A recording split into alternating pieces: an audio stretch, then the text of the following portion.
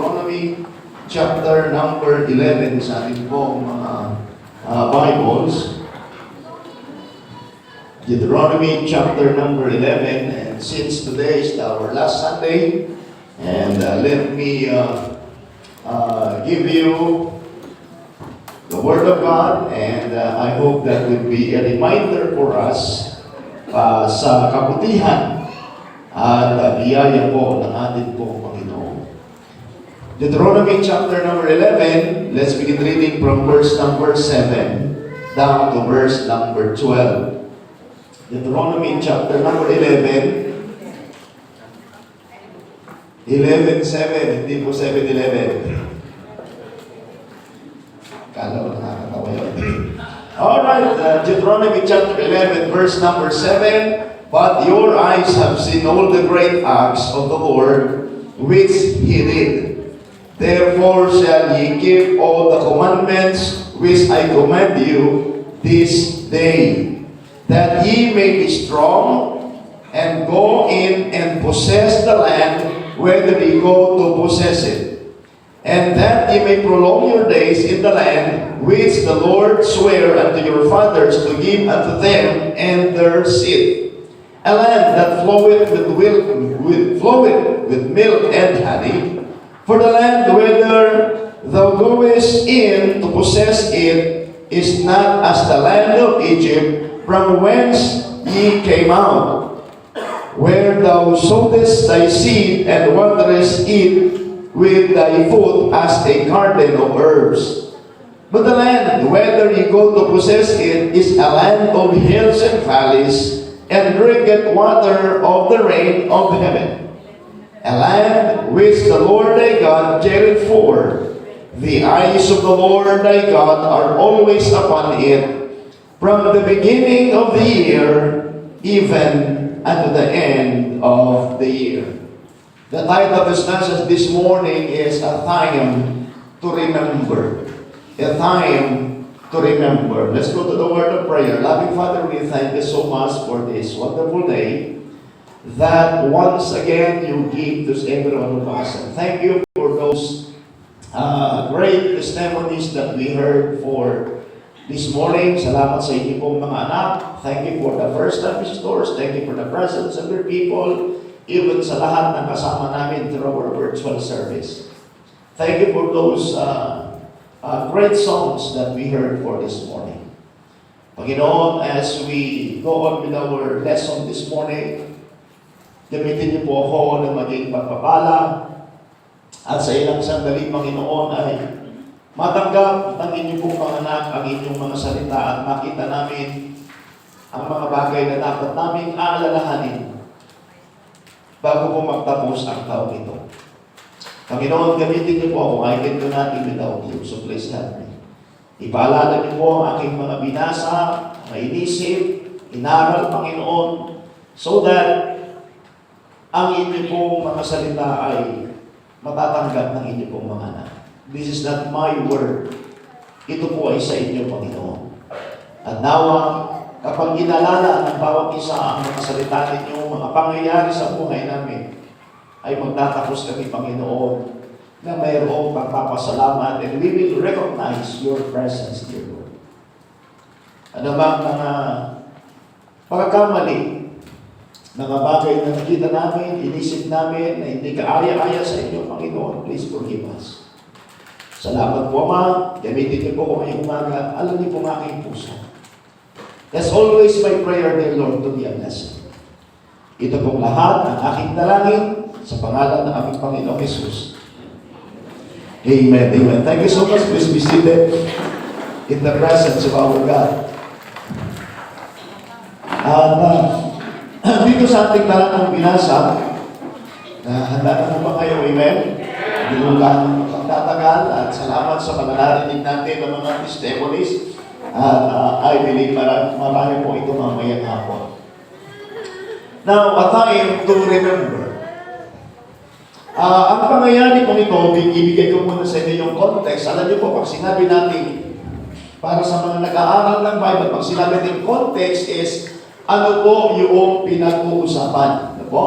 Ano po yung pinag-uusapan? At ano po yung paksa? Yan po ang ibig sabihin pag sinabi natin context.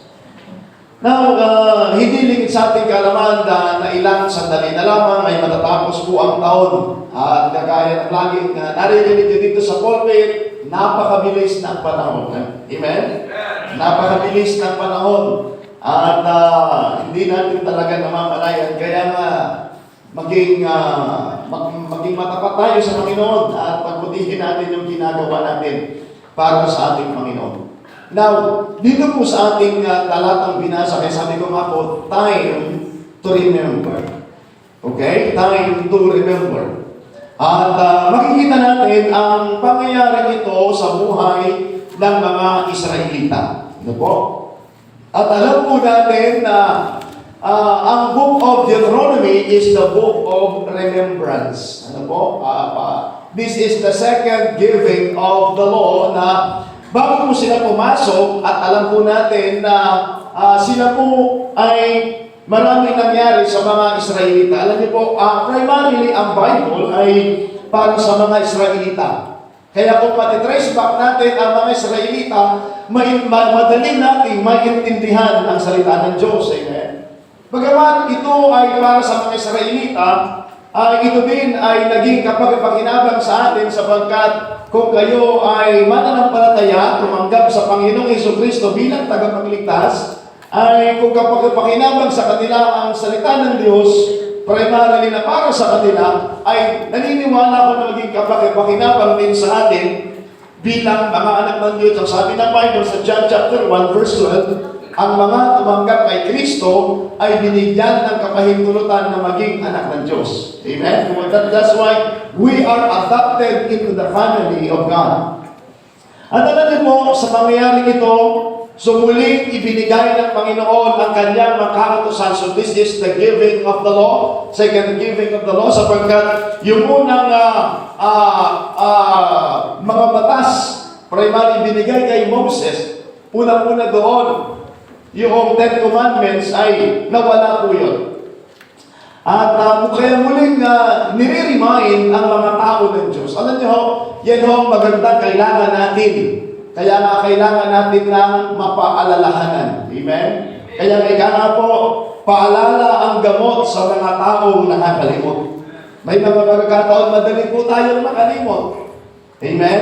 Kaya nga napakahalaga na dapat tayong nare-remind. Kaya nga po, ngayon, bago ko magtapos ang taon, ilang panahon na lamang, ay napaganda na tayo po ay mapaalalahanan. Kaya nga, ibinigay ko po sa inyo ang pangyayaring ito sa buhay ng mga Israelita.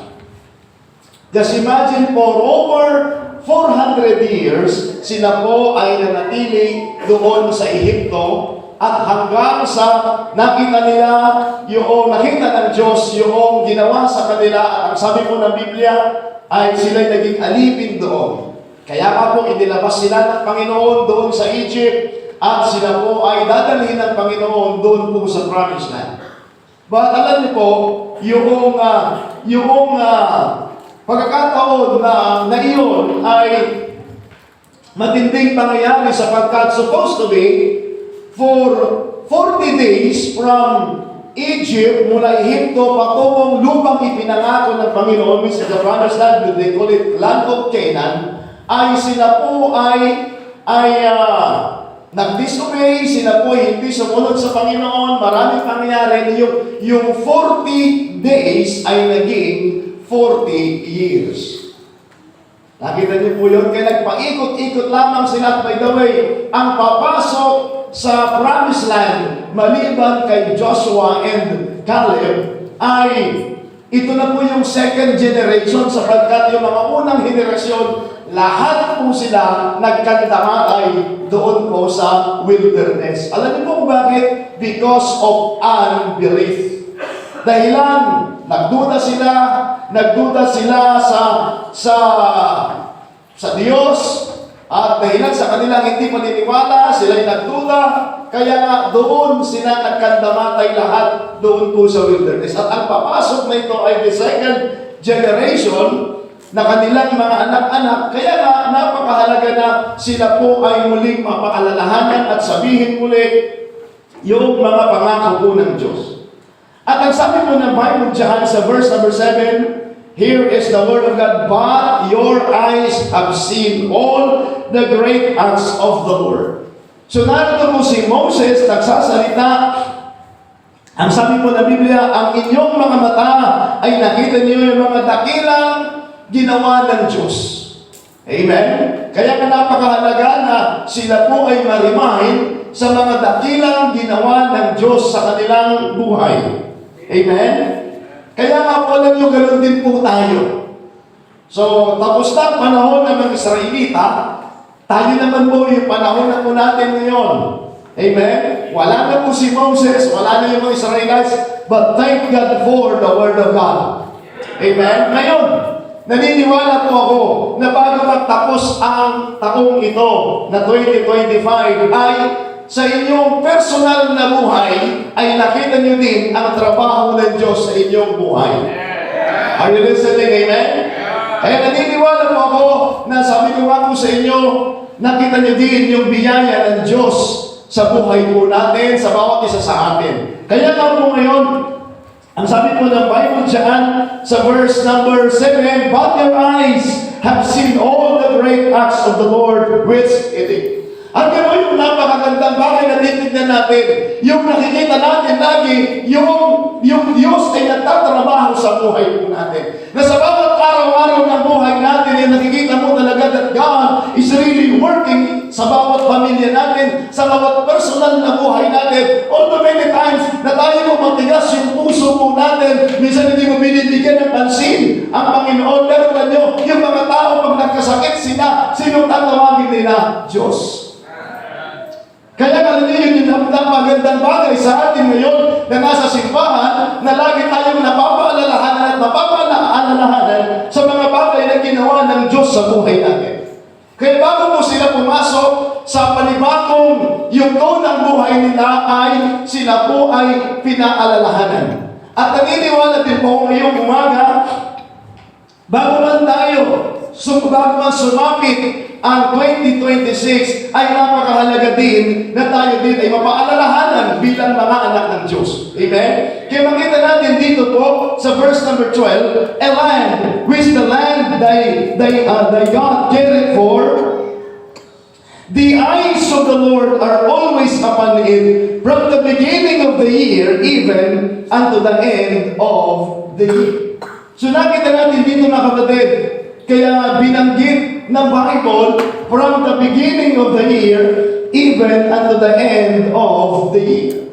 So napaganda na nakikita natin ito bilang mga Kristiyano at napaganda na tayo mo bilang mga anak ng Diyos ay nakikita natin yung mga bagay na yan. Now, tatlong bagay po ang mahalagang alalahanin natin bago magtapos ang taon nito at naniniwala po ako na isang bagay na may consider natin. Ano po? Kaya nga alam niyo, marami pong mga tao na pagdating ng end of the year ay nagkakaroon po tayo ng tinatawag na pagmumuni-muni. Pagninilay-nilay. Medyo mas matalalim na mga pananagalog. Amen? Pagninilay-nilay. And of course, narinig niyo yung word na reflection. Amen? Reflection. Alam niyo po, if our reflection concentrate sa ating pangsarili, makikita mo doon, discouragement. Pag titignan mo, reflection mo para sa sarili mo, makikita mo, kakulangan. Hindi lang kakulangan, kalabisan ng iba. Di ba? Kaya mga kapatid, yun yung makikita natin at magbibigay sa atin mga experience yang hindi maganda. At magdudulot yun sa atin na tinatawag na mapanghinaan ka na ng loob, kaya discouraged ka na. Pero alam niyo po, if our reflection concentrate on God, mga kapatid, makikita natin dito yung biyaya ng Diyos. Amen? That's why the right reflection will cause us to look to the Lord and consider His faithfulness and goodness. Ulitin ko po, kaya nga po ang napagandang refleksyon na gagawin natin dito ay sa Panginoon. Is because if we reflect kung ang ating pagninilay-nilay mga kapatid ay sa Panginoon, ay makikonsider natin ang kabutihan at biyaya ng Panginoon sa buhay natin. Kaya nga tatlong bagay, sabi ko mga gusto kong alalahanin ng bawat Kristiyano sa ating pag-aaral ngayong umaga, at naniniwala po ako na magtatapos ang taong ito na tayo po ay magpapasalamat at magkakaroon tayo ng magandang pagtatapos ng taon at sasalubungin natin ang panibagong taon muli na may panibagong pag-asa at may panibagong pagkakataon na tayo po ay mamumuhay bilang isang Kristiyano. Amen? Kaya nga, napakahalaga po na dapat natin makita. Number one, na makita natin dito na kapatid is the Lord has prepared more for us to claim. Ulitin ko po, the Lord has prepared more for us to claim. So makita natin dito, may mga bagay na dapat i-claim ng mga Israelita, ng mga anak ng Diyos. Let me read verse number 11.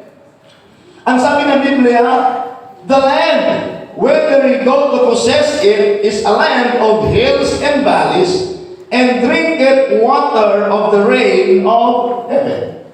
Ano po ang ibig sabihin nito, mga kapatid? Alam niyo po ba, ang Deuteronomy chapter number 11 ay dinidescribe na ang promised land is a region of hills and valleys that relies on rain from heaven, symbolizing a life of total dependence on God's provision rather than human effort.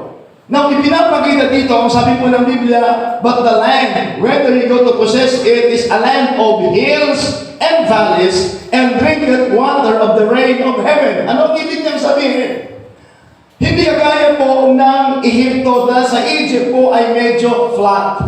Sa topografiya, magkaiba ho ang flat at saka bulubundukin at may mga hill and valleys, okay? Doon po sa topografiya nila, mga kapatid, kung titignan natin, doon po sa Egypt, mga kapatid, ay pantay lamang, at doon sa Egypt ay may mga rivers, especially the Nile River, na doon ang pinanggagalingan ng irrigation nila so that mayroon po silang mga patubig para sa kanilang mga pananim. But this time, sabi ng Panginoon, ang land of Canaan, ito po ay hills and valleys. Okay? Pag sinabi po natin valley, ito po ay nasa mayroong baba at mayroong pong taas. Yun yung hill. So the valley is yun yung ilalim at yung itaas ay yun yung hill. Na ano pong ibig sabihin nito? Umaasa lang ang sinasabi ng Biblia, and drinketh water of rain from heaven. Ano pong ibig sabihin, mga kapatid? Umaasa lamang sila sa tubig ulan. Kaya alam niyo ba, even dito po sa atin sa mga walang irrigation, ang tawag sa atin ay sahod ulan. Ano pong ibig sabihin nito? Sino ba ang nagpapaulan? Ang Diyos. Kaya aasa ka lamang talaga sa tubig ulan, na ang ulan na yun ay ibinibigay ng Diyos. Symbolizing is total dependence on God. Kaya kung doon sa Egypt, nandoon ang inyong pagkain, sinusupply lang inyong pagkain, although sila po ay utusan doon sa Egypt, but this time, iba, sabi ng Panginoon, kayo ay magtitiwala sa ulan. Kaya nga sila nagbibigay ng ulan, ang Diyos, kaya magtitiwala ka talaga sa Diyos. Kaya alam niyo po ba sa buhay po natin, mga kapatid, naniniwala po kung kayo po ay mananampalataya, lagi tayong nagtitiwala sa Diyos. Kaya ngayong buhay natin bilang isang Kristiyano, sabi ko nga po sa inyo, the Lord had prepared for us to claim. Kaya nakita natin, ngayong 2025, ang Panginoon ay mayroong hinanda sa atin at tayo lamang ay nagtiwala doon sa mga bagay na hinanda ng Diyos sa buhay natin. Kaya nga po, sabi ko nga sa inyo, napakahalaga na ang buhay ng Kristiyano ay makikita at madidevelop sa pagtitiwala sa Diyos. Kaya nga na ngayong taong ito, alalahanin natin na nung tayo nagtiwala sa Diyos, nakita natin yung pagpapala ng Diyos sa buhay natin. Kaya the time to remember, the Lord has prepared for us to claim. Na-claim natin yung ipinangako ng Diyos noong tayo ay nagtiwala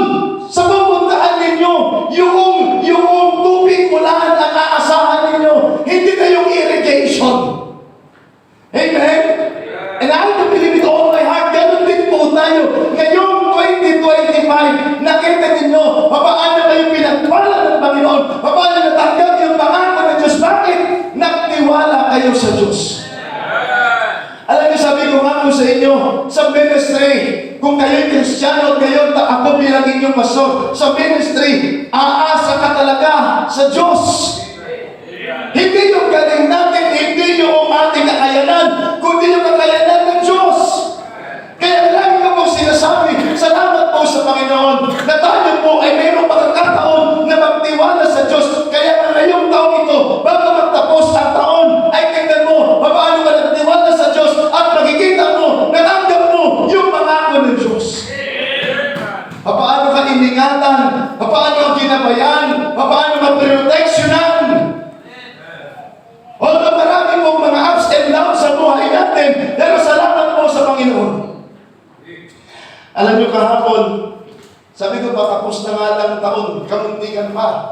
Sa pagdadrive ko, napakaluwag, very easy. Pero alam niyo po ba, sabi ko nga po sa inyo, kahit nag-iingat ka, pag hindi nag-iingat yung kasama mo, yung kasalubong mo, nasa side mo, ay ma-accidente ka pa rin. Pero sabi ko, salamat sa Panginoon, maraming beses pumupunta ako ng Ramos, nag-drive ako ng truck.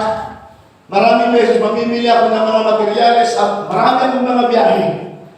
Pero sabi ko, maraming beses na nandoon sa bingit ng alanganin. Pero sabi ko, salamat ka rin sa Panginoon. Amen? Kahapon sabi ko, habang piniprepare ko yung para sa Lord Supper natin, kulang pa yung cup natin, maghahanap ako ng cup. Easy na ako na nag-drive. Diyan po yung galing sa matatalain. Nakita ko ng pakyat, tumigil na po ako eh. Pero tinuloy-tuloy niya pa rin. Yun yung sinasabi na 1 inch. So, nung tumigil ako sabi ko parang babanggayin pa niya talaga yata ako nito. Sabi ko, pero sabi ko, huwag iinit ang ulo.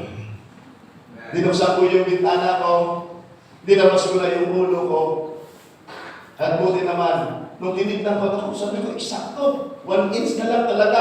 Ang masakla, mayroon pa siyang bakal. Kaya kung idinidiretso ko, hindi ako tumigil, ako ang babangga sa kanya. Kaya sasabihin niya, ako yung bumangga. Kaya nga tumigil, nakita ko sa salamin, na mayroon pa siyang isang parang yung panghatak po yun na nakalagay doon sa kotse niya. Na pag ako tumiretso, sigurado ko, sasalpukin ko siya. Kaya nung nakita ko salamin, tumigil na ako.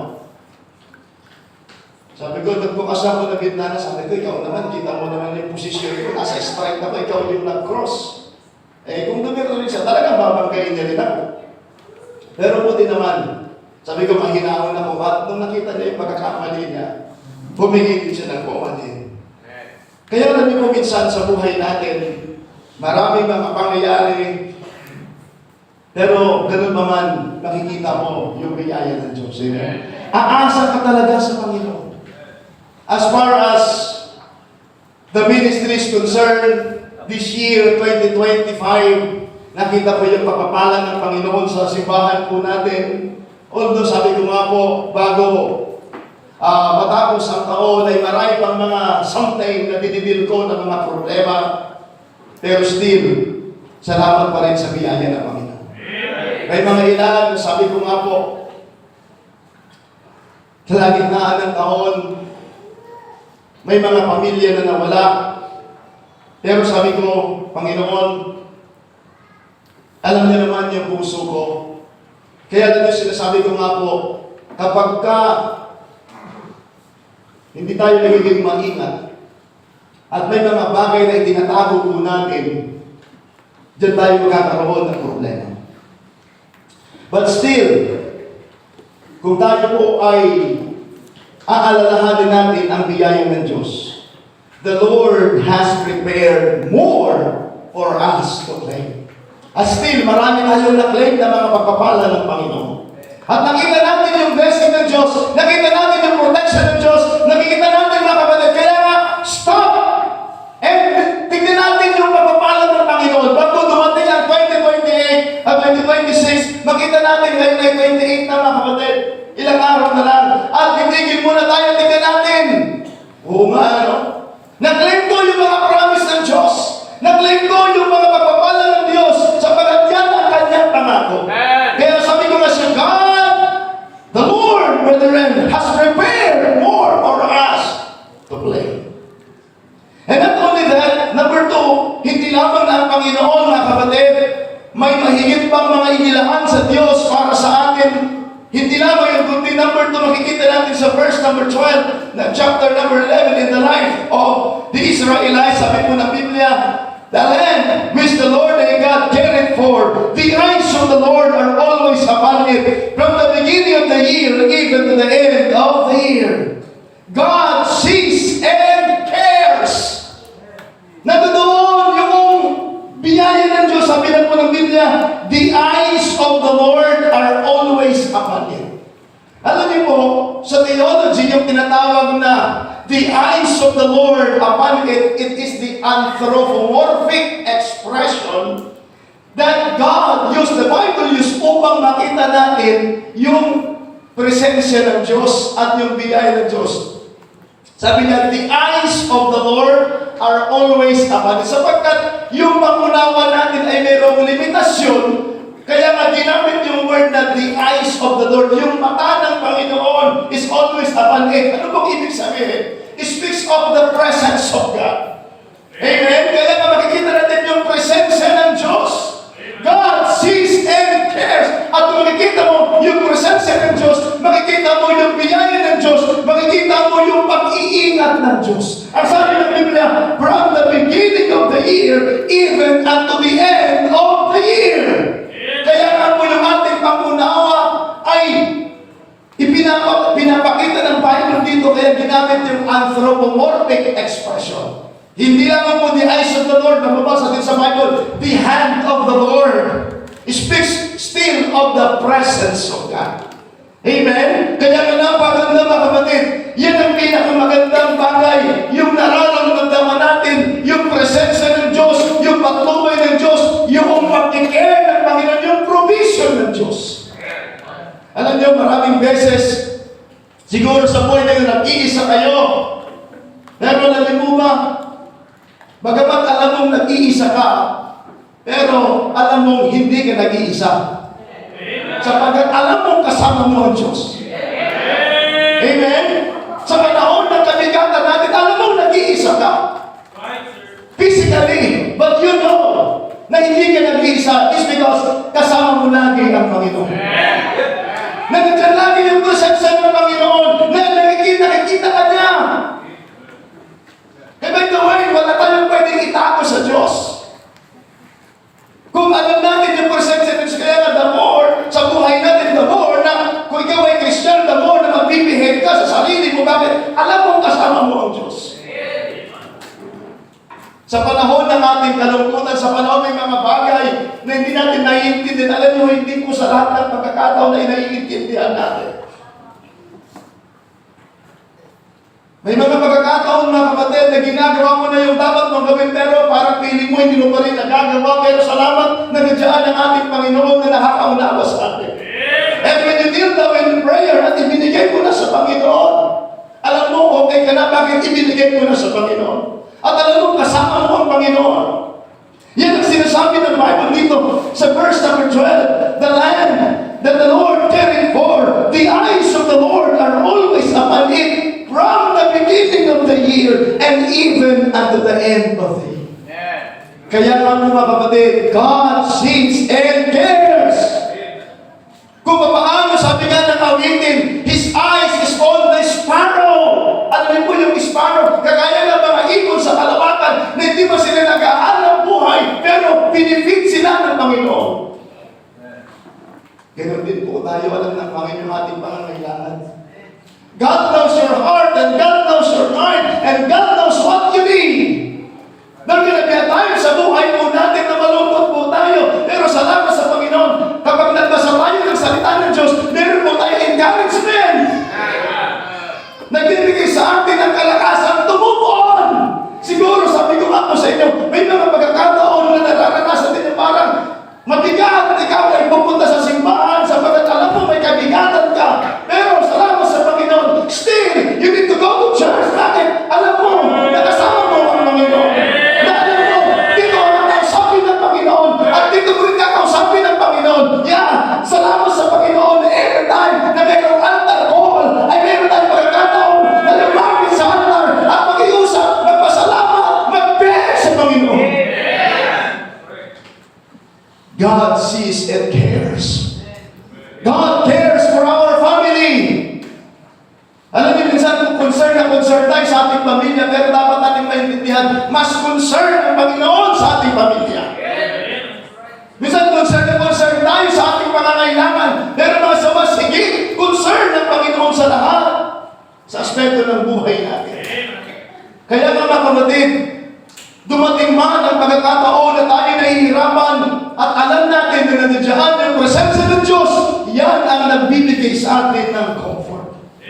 God sees and cares. And as I close to the third point, not only that, the Lord has prepared more for us to claim, but also God sees and cares. And number 3, God works from start to finish.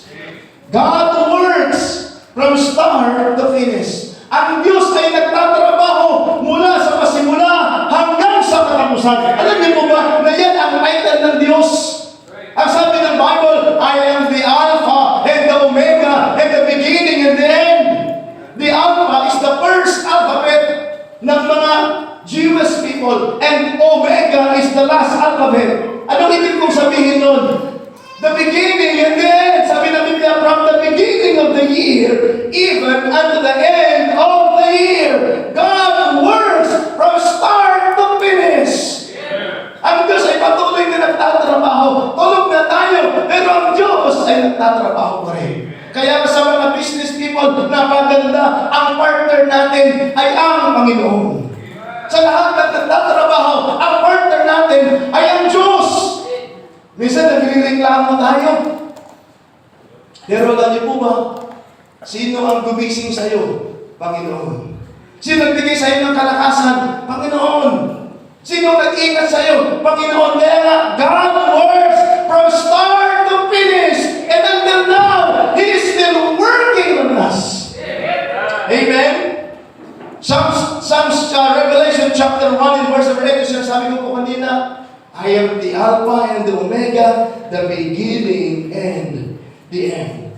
Please take your Bible to Isaiah chapter number 46. Isaiah chapter number 46. At makikita natin dyan na kapatid, anong sinabi ni Prophet Isaiah concerning sa trabaho ng Diyos. Isaiah chapter 46 verse number 10. Are you there? Amen? Ang sabi po ng Bible, verse 10, declaring the end from the beginning and from ancient times, the things that are not yet done, saying, my counsel shall stand, and I will do all my pleasure. Wow! Pambihira, no? Akyat tayo sa verse 9. Sabi po ng Biblia, remember the former things of all, for I am God, and there is none else. I am God, there is none like me. Declaring the end from the beginning and from ancient time, the things that are not yet done, saying, my counsel shall stand, and I will do all my pleasure. God works from start to finish. Ang Panginoon nagtrabaho noong January 1 at hanggang January 31, magtatrabaho ang Diyos. Muli na lang ang bagong taon, January 1 hanggang 31 ulit. Patuloy na magtatrabaho ang Diyos. Salamat po. Sabi ko nga po sa inyo ng maraming beses, ipinagpapasalamat ko ako personally yung pagtatrabaho ng Diyos sa buhay ko. Amen? Tulog na ako pero pakinagtatrabaho pa rin. Bakit? Patuloy akong binibigyan ng hininga. At kung dumating man na ito na yung aking katapusan, magtatrabaho pa rin ang Panginoon. Bakit? Dadalhin ang aking kaluluwa sa Kanyang dapat kalalagyan. Amen? Wow! Thank God for our God. Amen? Salamat sa Panginoon sa ating Diyos. Kaya nga mga kapatid, as we close, as we go to the next part ng ating pong taon muli, magpapalit na tayo naman ng calendar. Makikita natin, that's why remember that God works from start to finish. Yung trabaho ng Diyos. Ito, lagi niyo pong naririnig yan sa akin, hindi lamang tayo naniniwala na mayroong Diyos. Hindi lamang tayo nagpapasalamat na tayo po'y naligtas, kundi nakikita natin, pagkatapos natin maligtas, ang Diyos ay patuloy na nagtatrabaho. Nagtatrabaho sa buhay natin, nagtatrabaho sa ating family, na maraming beses tayo po ay malayo sa Panginoon. Alam niyo po, kung meron mang taong nakakaalam ng ating relasyon sa Panginoon, kayo lamang at ang Panginoon. Amen. Kaya nga po lagi ko sinasabi sa inyo, establish a right relationship with God. Salamat sa Panginoon na dito po kayo na bago magtapos ang taon. Salamat po. Maaari hindi nyo man na kompleto ng 52 Sunday, pero salamat nandito kayo ngayong linggong ito hanggang mamayang hapon. At least nandito kayo. Salamat sa Panginoon. Amen. Meron tayo pagkakataon na mag-recover. Sinasabi ko po lagi, may mga nasuspende, pero sabi ko sa kanila, learn from your mistake. Recover. Amen. Wala naman pong na nawala sa ministry na hindi nakabalik as long as gustong bumalik. Alam niyo po, for the past 28 years na ako po ay nasa simbahan sa Fort Bonifacio at hanggang dito sa mission, merong mga ups and down, may mga ups and down, may mga ups and down. At sabi ko nga po may mga bagay na minsan, maging ako ay hindi ko po maintindihan. Bakit? Marami tayong mga bakits. Pero, ganun pa man, maaaring hindi mo maintindihan ngayon. Isang araw maintindihan mo din. At ang nakita ko po, kanina last time na mayroon po akong kausap, may mga problema na dumarating. Pero ang nakikita ko dito, sabi ko nga po, habang tayo po ay nagkakailan, may mga pagkakataon na tayo po ay nagiging sensitibo. Amen? Nagiging sensitive tayo na pag hindi natin nabantayan, ay gagawa tayo ng desisyon na hindi maganda. Kaya nga sabi ko, salamat sa Panginoon. Panginoon, bigyan po palagi ng wisdom, pag-unawa, kababahang loob, na sa panahon na magkamali man tayo, ay tayo po ay magre-recover. Tayo man ay na-discourage, huwag tayo manatiling discourage. Pagkos, mag-recover tayo. Maraming beses sinasabi ko, kung meron kang pinagdadaanan, daanan mo lang yan, huwag kang manatili dyan. Amen? Meron kang pinagdadaanan ng problema, daanan mo lang yan. At anuman ang dulot niyan, kung yan ikatututo, dapat tayong matuto. Maybe we fail. Maybe ilan sa inyo, nag-fail kayo ngayong 2025, but put it in your mind that failure is not final. Failure is not final. Even in the Bible, people, men of God in the Bible, fail. Si David nag-fail. Pero one thing na magustuhan natin kay David, ang sabi po ng Bible, bagaman siya'y nag-fail, hindi siya nanatili sa kanyang failure. He learned from his mistakes.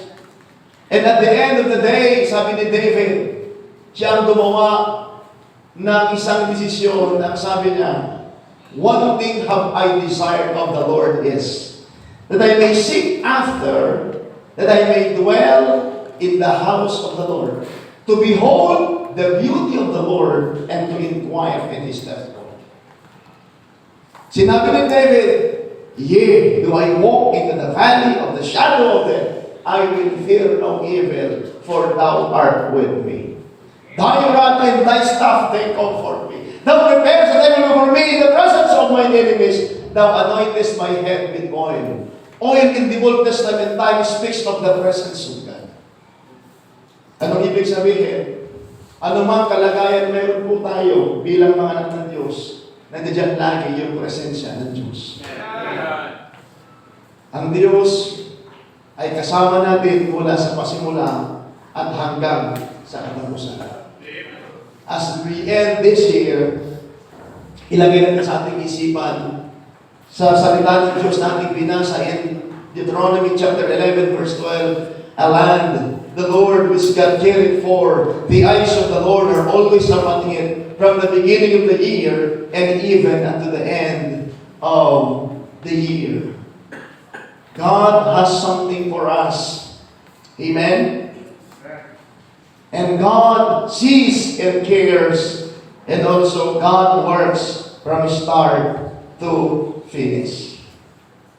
This truth na ating alalahanin, mga kapatid, not only at the end of the year, but even sa panibagong pasimula muli natin ng panibagong taon. Ang Diyos ay patuloy na nagtatrabaho. May mga pagkakataon sa buhay po natin na nire-resist natin yung trabaho ng Diyos. Kaya ano po sabi ng Biblia? Quench not the Holy Spirit of God. Maraming beses ang Panginoon nagtatrabaho through the Holy Spirit of God. Pero minsan, nire-resist pa natin. Kaya kanimumang sabi po ng Biblia, in the book of Hebrews chapter number 3, if you hear the word of truth, harden not your heart. Kaya pag narinig natin ang salita ng Diyos, huwag mo nang papagmatagasin yung puso mo. Nahagayan ng ginawa ng mga Israelita nung pinatigas nila yung puso nila. Anong kasunod nun? Kaparusahan. Ngayong umaga, as we close, dapat nating makita, God has more for us to possess. And God sees and cares. And God works from start to finish. At sa panibagong taon, muli na namang magtatrabaho. At patuloy ng Diyos ay nagtatrabaho. It's because He is the Alpha and the Omega. Kaya mga kapatid, mapagkakatiwalaan natin ang Diyos. Kaya kung meron mang bagay at persona na hindi natin aalisin, ay ang persona ng ating Panginoon. Naalala niyo po, maraming beses sa buhay natin, iniwanan ka na ng kaibigan mo, sino naman, pero still, ang Panginoon, di natin ito dyan. Ang sabi ng Biblia, from the beginning of the year, even unto the end of the year. Magandang umaga po sa inyong lahat. Tumayo po tayo. Dakilan namin Diyos, muli po, nagpapasalamat kami sa paalala ng inyong mga salita ngayong umaga. Salamat, Panginoon, na napakarami kayong hinanda sa amin sa taong ito na amin naman pong na-claim. Mga pagpapalang ipinagkaloob ninyo, mga pag-iingat ninyo,